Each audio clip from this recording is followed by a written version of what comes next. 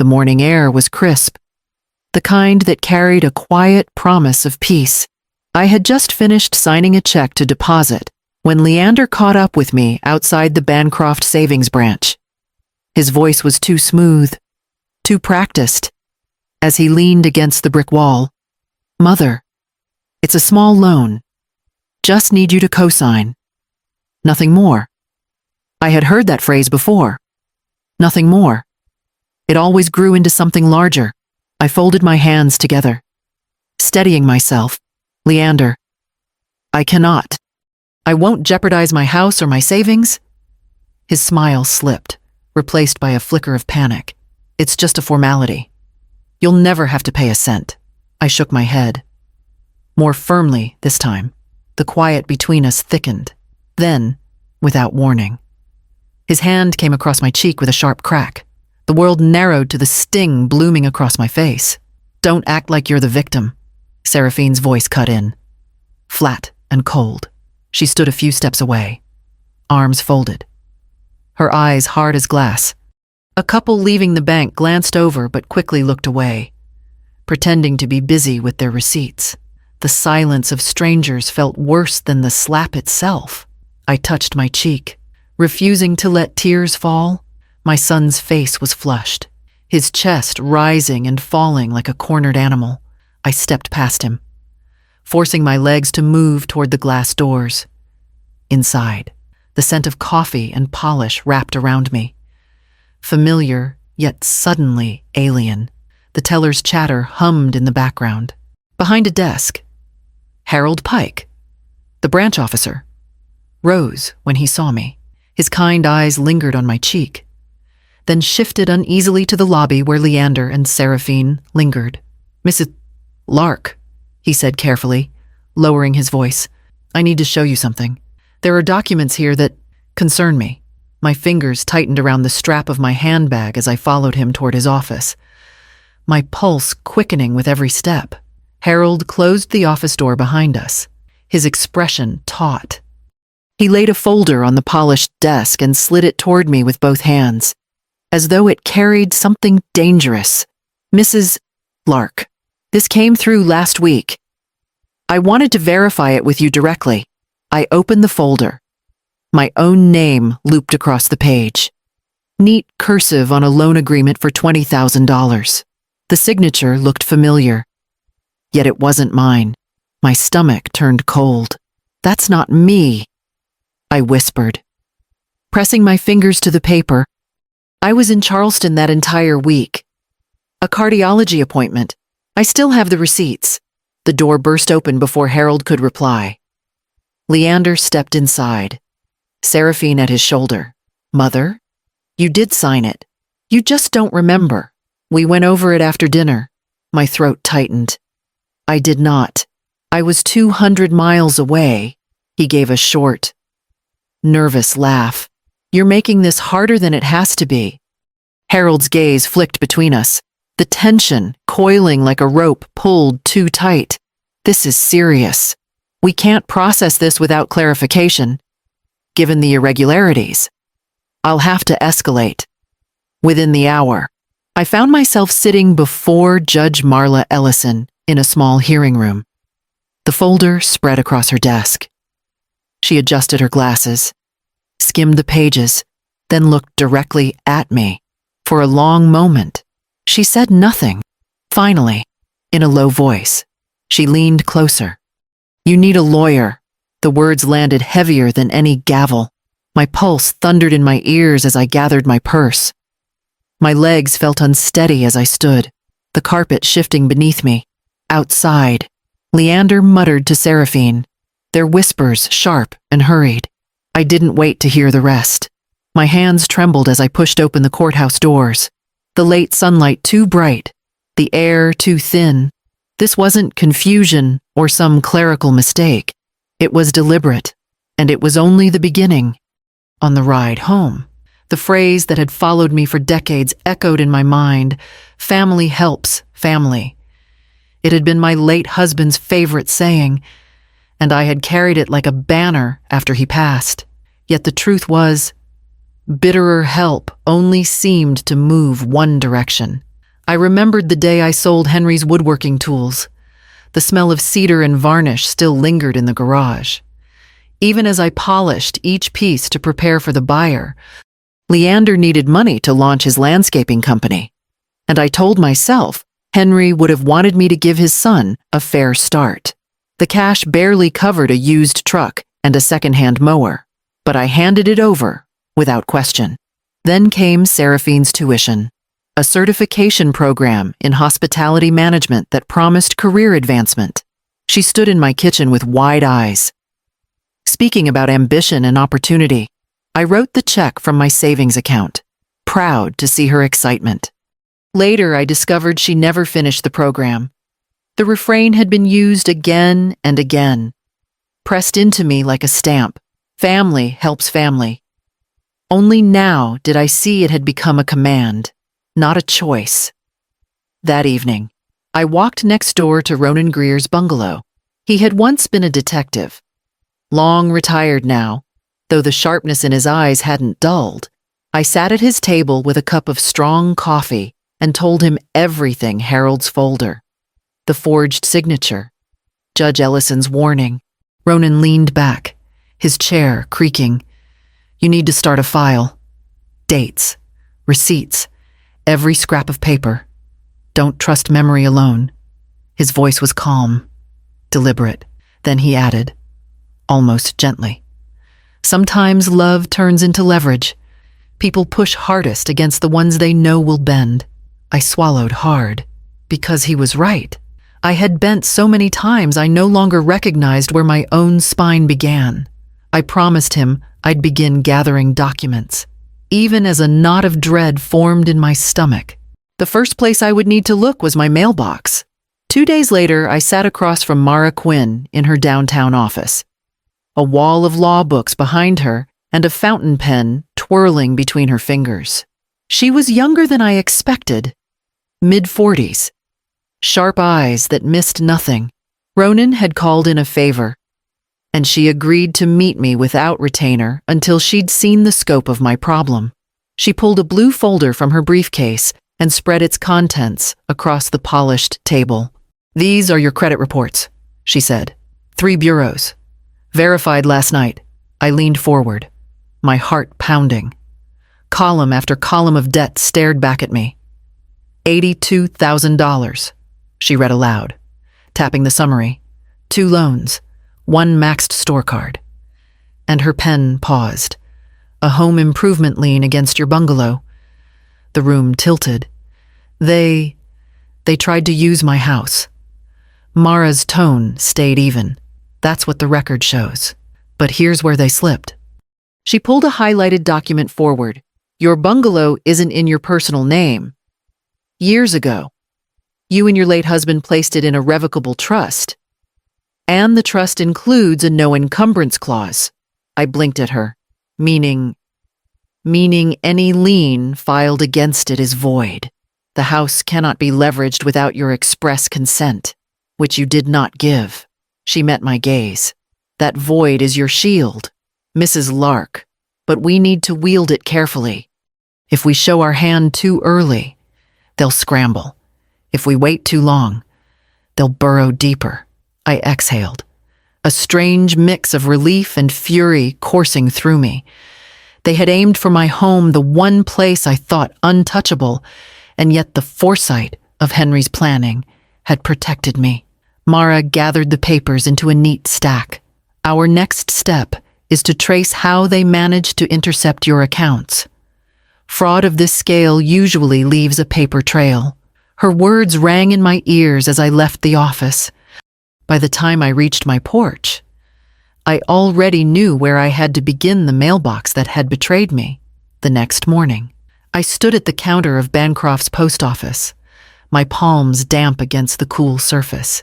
I had asked for a review of my mail delivery, convinced something wasn't right. The clerk typed briskly, then frowned at her screen.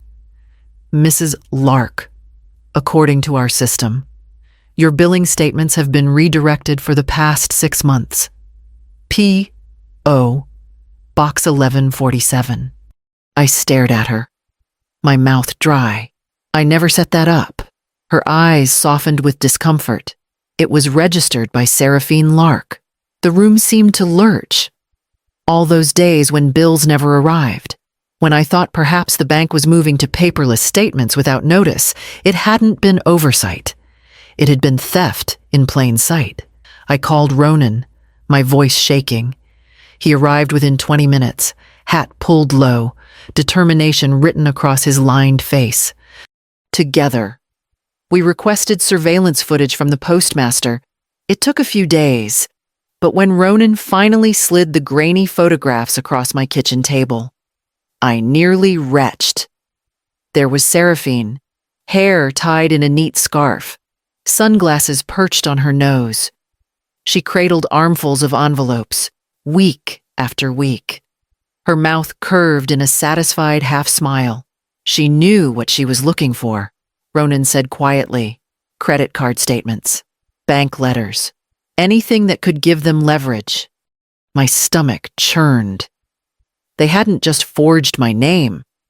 They had intercepted my life, siphoning every detail with the precision of a hawk circling prey.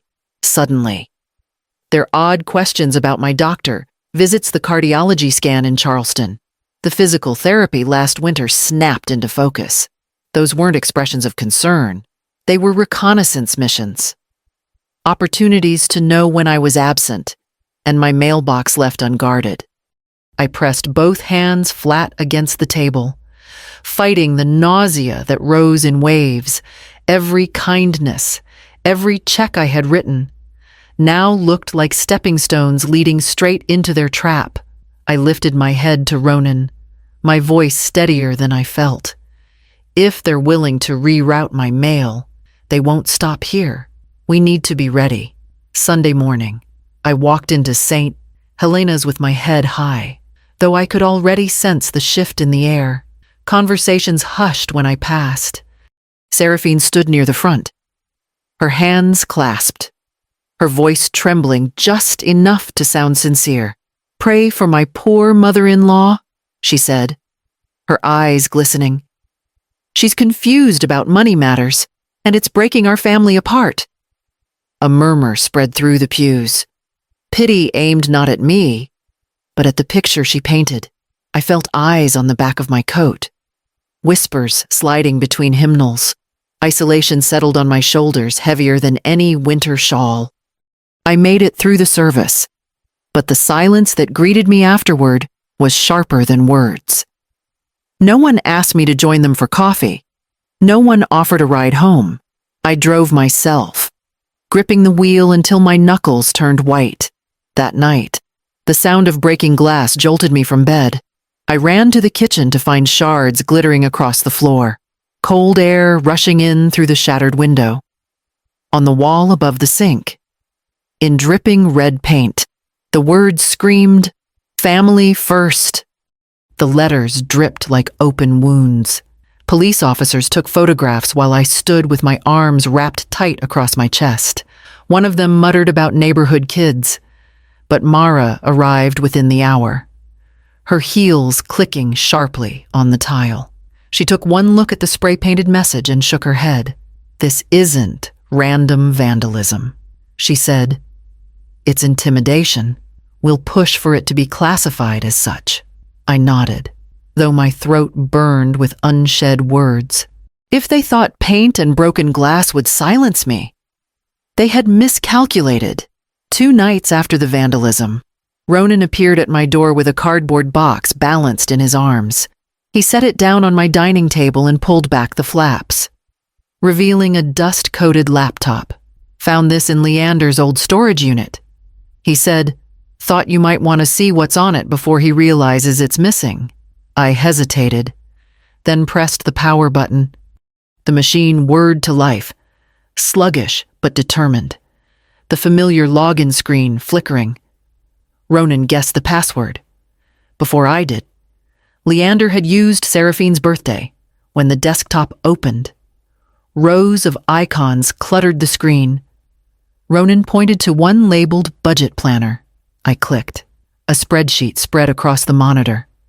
Color-coded, meticulous. At first glance, It looked like any household budget, but as I scanned the columns, a cold sweat broke across my back. Every payday I'd ever had from the library was marked. My medical appointments, travel dates, even when I visited Charleston, were logged with precision. Besides some entries, chilling notes in block letters. Mail intercepted. Use graduation signature. I covered my mouth with my hand. They had even used the handwriting from my high school graduation card, something Seraphine once admired and tucked away in a keepsake box. My body shook as the realization sank in. It wasn't improvisation. It was premeditated theft of my very identity. Mara arrived not long after, summoned by Ronan's call. She leaned over my shoulder, eyes narrowing at the screen. "This isn't sloppy," she said, her voice low and certain. "This is organized conspiracy. With this, we can prove coordination, intent, everything." I nodded, though tears blurred the numbers into meaningless smudges.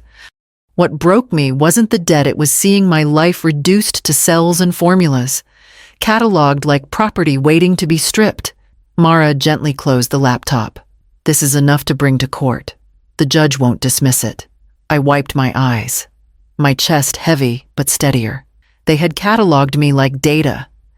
Now it was my turn to catalog them as criminals. The courthouse smelled faintly of lemon polish and dust when I stepped inside. My knees trembled, but I forced them steady. Seraphine was already seated at the front, dressed in pale cream, her hair pinned neatly as though for a portrait. When she spoke, her voice broke just enough to sound believable. "My mother-in-law is dramatic," she told the judge. "She's confused, overwhelmed by finances. We only ever tried to help. Her performance might have convinced me years ago. Before I learned how carefully she curated every tear." Mara rose, her voice crisp, unflinching. "Your Honor, these are travel receipts proving Mrs. Lark was in Charleston on the day her supposed signature was filed." She laid the documents neatly on the bench, each page aligned. "This is the trust clause confirming her home cannot be encumbered without consent." And this, Mara opened the laptop. The spreadsheet glowing on the screen is proof of coordination between Leander and Seraphine, with notes referencing intercepted mail and stolen signatures. A clerk testified next, his hands shaking slightly as he admitted to bypassing verification at Seraphine's urging. The gallery stirred with murmurs, the weight of truth rippling through the room. Judge Ellison adjusted her glasses, her gaze steady on me. Restraining order extended. All accounts frozen. Immediate steps for credit restoration are ordered. Her gavel struck once. Firm and final. The bailiff moved forward. Leander's face drained as the handcuffs clicked around his wrists. He twisted toward Seraphine, but she kept her eyes fixed on the floor. The judge's voice cut through the tension again. "Mrs. Lark, you are warned. Conspiracy charges remain under review."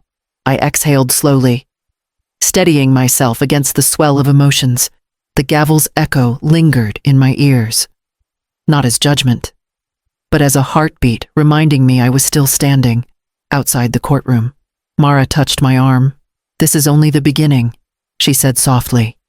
The days after the hearing felt like walking through water, heavy, distorted, every movement slower than it should be. At church, the whispers began before the hymns even started. Some old friends slipped into my pew with quiet apologies, murmuring that they should have believed me sooner. Others avoided my eyes entirely, gathering their coats quickly after the service as if my presence might stain them. The divide cut deep. For every handshake extended, another hand was pulled away. Seraphine wasted no time. Within a week, videos of her appeared online, staged in her kitchen with a mug of tea and perfectly rehearsed tremors in her voice. She spoke about betrayal, about an ungrateful mother-in-law, about her own ruined family. For a while, the comments swelled with sympathy. Then someone leaked the court transcript, and the tide shifted. Screenshots of the spreadsheet, the clerk's testimony. Even the vandalism photos spread faster than her pleas. By the second video, the responses had turned against her. The performance cracked. One evening, Harold Pike knocked at my door. He stood on my porch with his hat in his hands, shoulders heavier than I remembered. "Mrs. Lark," he said, "your ordeal has shaken this bank to its core. We've begun overhauling procedures, signature verification, mail notices. Everything. What you endured should never have been possible." His words humbled me, though I saw the guilt in his eyes. I only nodded, grateful that something good might come from my pain. That night, I sat with an empty notebook, the first page staring back like a challenge. My hand hesitated over the paper, then began to move. At first, it was just dates and receipts, but soon the sentences grew, spilling with memories and the sting of betrayal. Journaling steadied me in a way nothing else had. Weeks passed, and the notebook thickened. It was no longer just evidence, it was my voice, one I hadn't heard clearly in years. And somewhere between those lines, I realized I wasn't writing only for myself. The story would have to be told. 6 months later, I walked through the door of my bungalow with the sun slanting across polished floors. The air lighter than it had been in years. My credit was fully restored. The threatening phone calls had ceased. The accounts frozen and purged. The home Henry and I built remained untouched, anchored safely within the trust he once insisted on. The ripples of the trial had carried me to unexpected shores. Mara, Harold, and I began meeting weekly. First over coffee, and then in a rented room at the community center. What started as simple advice sessions for neighbors had blossomed into the Elder Finance Clinic. We guided retirees on fraud prevention, helped widows untangle hidden debts, and taught grandparents how to spot coercion before it stole their dignity.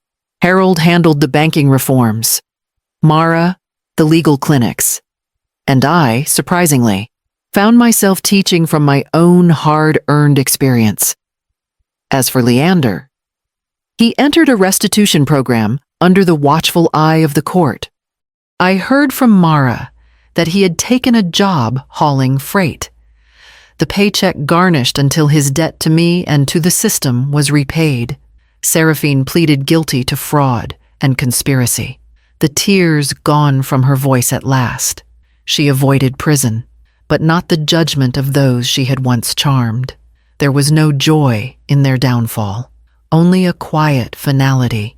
My life was not theirs to drain anymore. One evening, I clipped a rose from the bush Henry planted decades ago. Its petals glowed deep crimson in the fading light. Carrying it inside, I placed it in the small glass vase on my windowsill, where the world could see it bloom. They called me dramatic. I whispered to the quiet room. The law called me by my name. I watched the reflection of the rose in the glass, a fragile flame against the dusk, and knew I had signed the only document that mattered my freedom.